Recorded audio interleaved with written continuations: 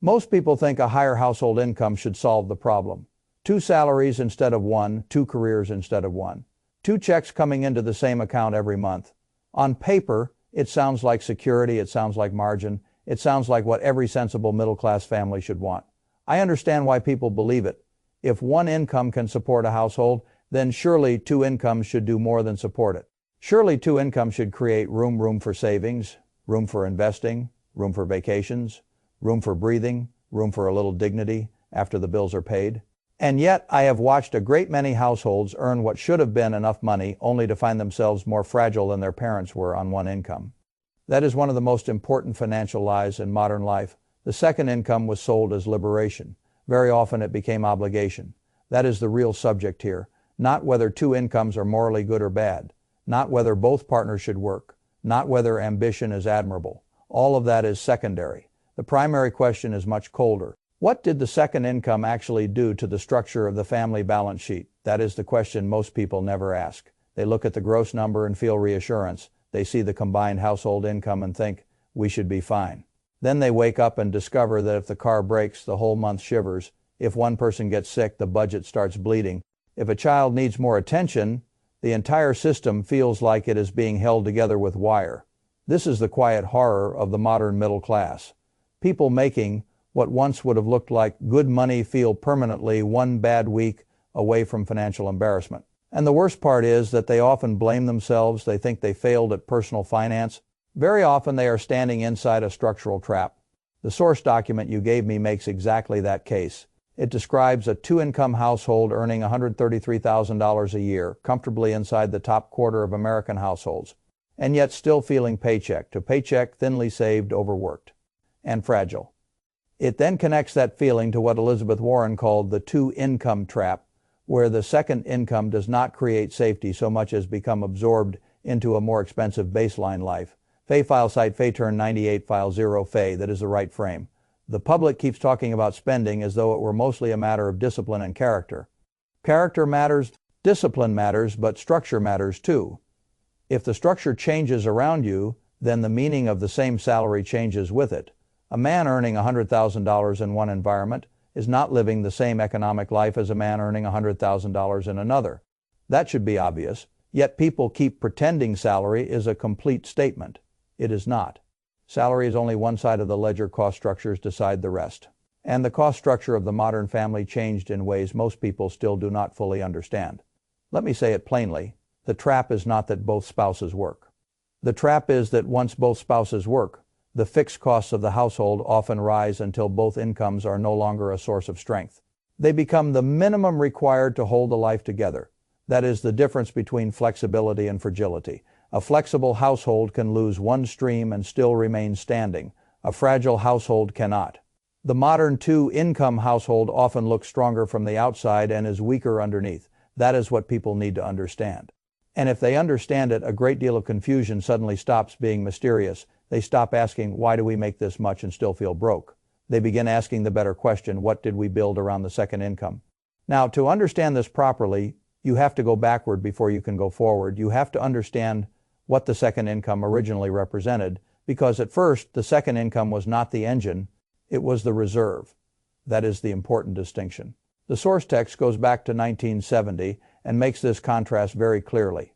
In that period, a typical middle-class family often had one primary breadwinner and one parent at home, and the source argues that a median single income could still support a median-priced home, basic needs, savings, and some breathing room. More importantly, the ATT home spouse represented latent earning power that could be activated in an emergency. Fay file site Fay turn 98 file 0 Fay, that hidden reserve matters more than most people realize. A backup plan is one of the most valuable assets a family can possess. Not because it gets used every day, because it changes what happens when life stops cooperating. If the breadwinner lost work, the family did not instantly fall off a cliff. The reserve could be activated. It was not elegant, it was not painless, but it existed. That is what margin looks like in real life.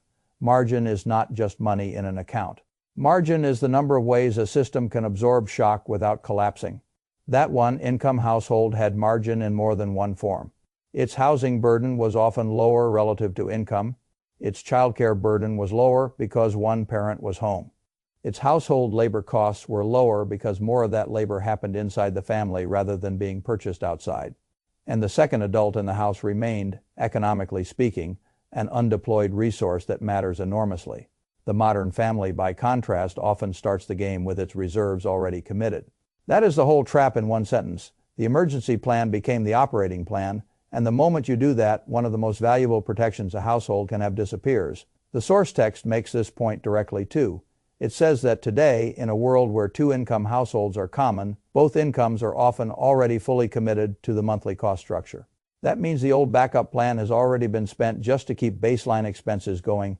Fay file site Fay turn 98 file 0 Fay. This is one of the reasons why modern families can feel richer and less secure at the same time. That sounds like a contradiction only until you see the structure. Two incomes increase purchasing power. Then the system bid against that purchasing power until it became the new baseline. That is what happened.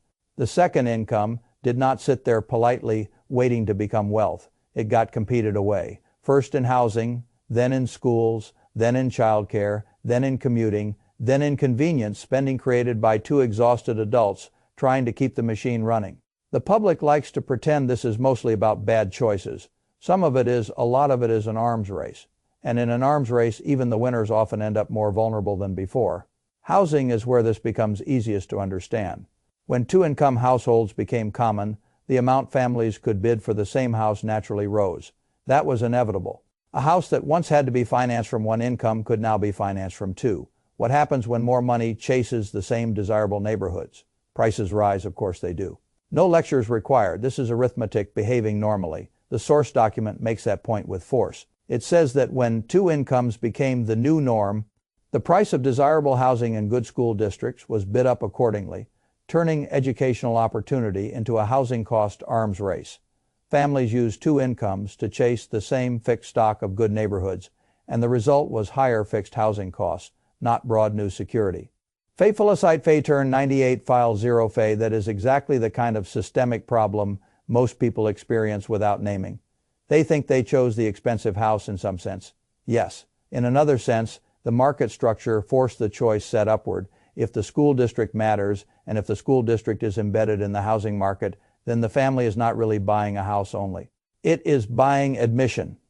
Admission to safety, admission to social stability, admission to a different peer group, admission to educational possibility.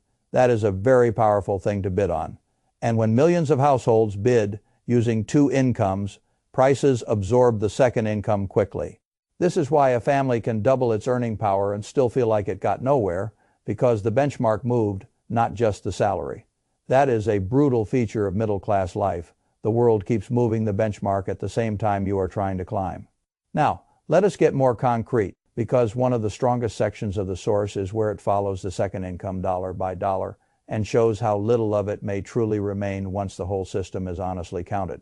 The source imagines a household where one partner earns $70,000 and the other earns $50,000. It then walks through what happens to that second income because of progressive tax brackets and payroll taxes. A large share of that $50,000 is taxed at the margin. Then childcare takes a huge bite. Commuting and transportation take another bite. Then convenience and exhaustion spending appear because two full-time working adults have less time for cooking, cleaning, home maintenance, and family management. By the time the source adds those together, the net effect of the second income can shrink toward almost nothing or even negative in some cases. Fay Felicite Fay turn 98 file 0 Fay. That is the kind of arithmetic people hate because it feels like an insult. They hear it and think, that cannot be right. We are working all year and you are telling me the second income barely moved us forward. Yes, that is exactly what I am telling you. Not in every case.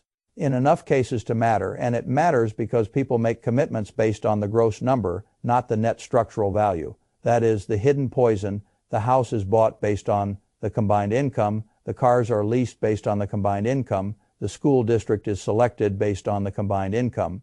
The child care is accepted because both incomes need to continue. The whole life gets sized to the gross number.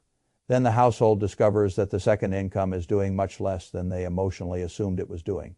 Now the trap closes, because even if the net contribution is small after the whole system is counted, honestly, The lifestyle cannot easily step back down. You cannot casually unwind the mortgage. You cannot effortlessly erase the commute. You cannot instantly recreate one-parent domestic labor. Once both adult schedules are already full. This is how fragility is created, not in one dramatic bad decision, in a whole structure built gradually around assumptions that sounded reasonable at the time. I have always believed that the most dangerous financial commitments are the ones that feel mathematically defensible under perfect continuity. As long as both incomes continue is one of the most dangerous phrases in modern household finance, because life does not respect that phrase. People get sick, people burn out, parents age, children need different things at different times, jobs disappear, careers stall, a marriage hits strain, a pregnancy changes the math, a special needs diagnosis changes the math, a layoff changes the math, a mental health collapse changes the math. A body that used to absorb the grind stops absorbing it. That is the real problem. The structure built around two incomes often has no respect for human variability. It requires both engines to run at all times simply to keep the machine from stalling. That is not prosperity, that is high output vulnerability. The source text says this very clearly too. It argues that the single income family from earlier decades had margin because one adult was still available as reserve labor, while the modern two-income family has already played that card and therefore has less resilience when something goes wrong. Fay file site Fay turn 98 file 0 Fay. This is why bankruptcy risk can rise even when income rises. People think more income automatically means more safety. Not if fixed costs expand faster than flexibility. Not if the system burns the backup plan for normal operations. Not if every month requires full power from both adults just to maintain the baseline. That is what the source is really saying when it points to Elizabeth Warren S2. Income trap. The trap is not that people worked. The trap is that the household became less shock resistant while appearing more affluent. That distinction matters because appearances fool people into delaying corrective action. They think we make too much to feel this broke. They tell themselves the next raise will solve it. The next bonus, the next job move, the next refinance, the next tax refund, the next round of discipline. And sometimes the problem is not the next dollar. It is that the whole structure has been built around the wrong definition of enough. That is the sentence a lot of people need to hear. Enough is not what the bank approves. Enough is what the household can carry if life stops behaving. Normally for a while, that is a much more intelligent definition. Banks do not underwrite your marriage. Banks do not underwrite your energy level. Banks do not underwrite a parent's illness or a child's crisis, or your ability to keep tolerating a 60-minute commute and 2 exhausted evenings every weeknight forever. Banks underwrite numbers. Families live inside reality. Those are not the same terrain. Now, if all this is true, what should a family do? This is where people usually make the second mistake. They hear the diagnosis and imagine the only solution is some dramatic ideological reversal. One partner quits immediately. The family flees to a rural town. Children vanish from the cost structure by magic. Everything gets simplified in one brave month. Life does not usually work like that. The source text does not argue for reckless simplification. It argues for a mindset shift. Specifically, it says households should start treating the second income as temporary even if it is not, and should build a one-income foundation where fixed costs are sized so that one income can carry them if necessary. Then the second income becomes savings, investing, debt payoff, margin, and choice, rather than oxygen Fay filicite. Fay turn 98 file 0 Fay. That is exactly the right move, not panic redesign. A1. Income foundation is one of the most powerful concepts in the entire piece. Not because every family can achieve it immediately in pure form, because it gives the right target. It asks the household to rebuild fixed costs around survivability, not around maximum approved consumption. That means the mortgage is no longer sized to the outer edge of what 2 salaries can technically service. It means the cars are no longer chosen as if nothing will ever interrupt the flow. It means the family begins asking a different question about every recurring obligation. Can one income carry this? That question alone will improve a lot of lives, because it forces people to confront the hidden cost of their lifestyle in terms of fragility, not just in terms of dollars. Let's turn spending decisions into resilience decisions. That is the adult way to do finance. Not can we afford it this month? Can our structure survive it next year if one engine goes quiet? I have always thought that households underestimate the emotional value of margin because margin is invisible until the day it becomes everything. A family with a one-income foundation may not look as rich, Their neighbors may drive newer cars, their house may be smaller, their vacations may be less photogenic, but when someone gets sick or laid off or burned out or simply wants to stop sacrificing every weekday to the machine, that family suddenly looks rich in the only way that matters. They have room to think, room to wait, room to reconfigure, room to protect their children from adult panic, room to let one partner step back, room to make a better decision instead of the nearest one. That is wealth. Not the size of the granite kitchen, not the prestige of the zip code room. The source text also makes an important point about what the second income should actually become if it is not swallowed by baseline expenses. It says that second income should be converted into emergency funds, retirement savings, taxable investments, and eventually optionality. In other words, the second income should buy back choice rather than just fund a bigger lifestyle. Fay Felicite Fay Turn 98 File 0 Fay, that is an excellent way to think. Every dollar of the second income used to lower fragility is buying future freedom. Every dollar used only to inflate the baseline is buying future dependence. That is the hidden trade. People think the second income is simply extra money number. It is either margin or trap. It becomes one or the other depending on what you build around it. And because most people never define its role consciously, the surrounding system claims it by default. That is why the trap is so powerful. It does not feel like a trap while it is being built. It feels like normal life. 2 good jobs, a decent school district, a safe neighborhood, reliable cars, childcare that keeps the machine moving, prepared meals because both adults are tired, a little convenience to compensate for exhaustion. Everything feels individually reasonable. And then one day the household looks up and realizes it has built a life that requires near perfect continuity from 2 full-time adults for perhaps 20 straight years. That is when the fear begins, not because they are irresponsible, because they are overcommitted. Now, there is another part of the source that deserves more attention than people will probably give it. The psychological humiliation of high-income fragility. The source begins with this feeling. A household earning into the top quarter of Americans should, in theory, feel secure. Instead, they feel confused, ashamed, and financially weak. The source says many people look at their combined income and think, we make too much money to feel this broke. Fay Felicite Fay Turn 98 File 0 Fay. That sentence is emotionally important because it explains why this trap persists. Shame is a poor teacher. A family that feels ashamed of its fragility often hides from the structural diagnosis. They keep telling themselves they simply need to tighten up a little more, work a little harder, push through a little longer. Get one more raise. They are reluctant to admit the architecture itself is wrong because that would require deeper change than skipping restaurant meals. But architecture is often the issue. I say that not to absolve foolishness. There is plenty of foolishness in the world. I say it because once people can see the structure clearly, they stop moralizing their situation so much and start redesigning it. That is a much more productive use of emotion, because emotion should serve action, not just produce guilt. Now, I want to be careful here. This is not an argument for some nostalgic fantasy that every family should return to the social arrangement of 1970. Life is more complicated than that. Women working is not the problem. Ambition is not the problem. Education is not the problem. Dual careers are not the problem in themselves. The problem is that the economy adjusted to the new purchasing power by absorbing it into fixed costs, and then families were taught to interpret that absorption as success. That is the bait and switch. The source text actually says this directly. It calls the 2-income story one of the biggest financial bait and switches in modern American history because what looked like added security often became added vulnerability once costs rose to consume both incomes. Fay Felicite Fay Turn 98 File 0 Fay, that is a harsh sentence. It is also an accurate one.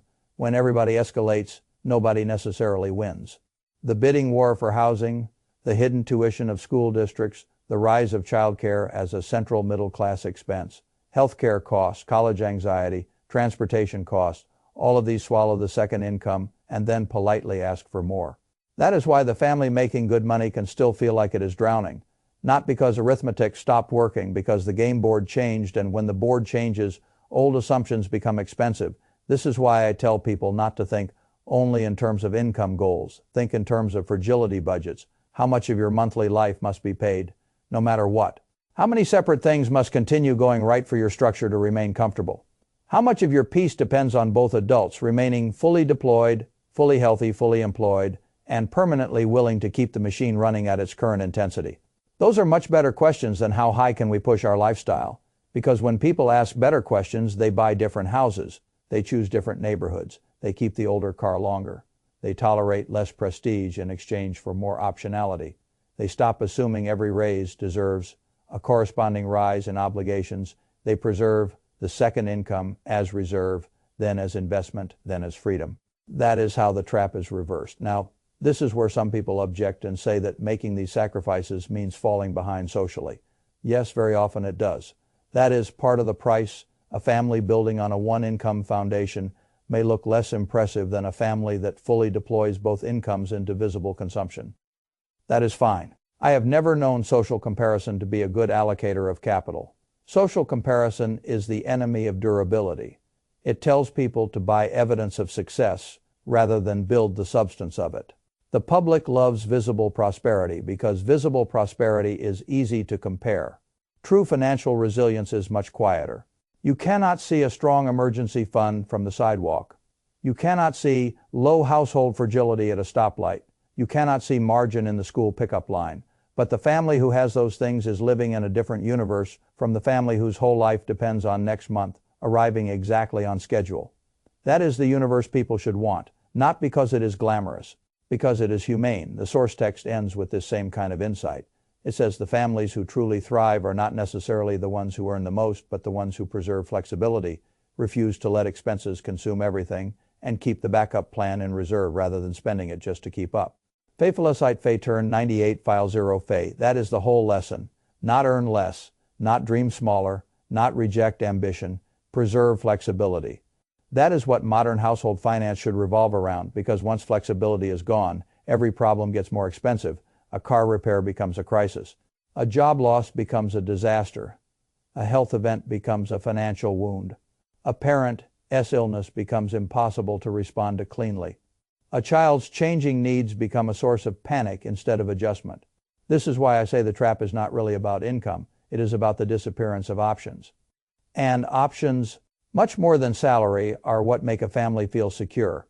If I were speaking to a couple sitting across from me at a kitchen table, both tired, both earning, both confused about why the math never seems to turn into peace, I would not begin by shaming them.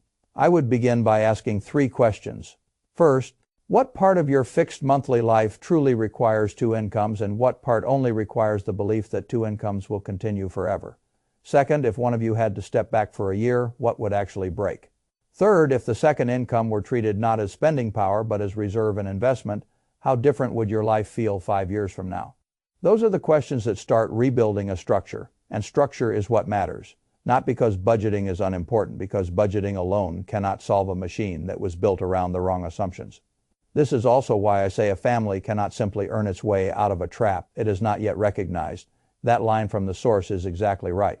You can earn your way out of many problems, but not out of a trap you do not know you are in. Fay Felicite Fay Turn 98 File 0 Fay Recognition comes first, then redesign, then discipline. Then the second income finally becomes what people imagined it was supposed to be all along. Not the fuel keeping the house from rolling backward every month. The thing that buys back the family as freedom.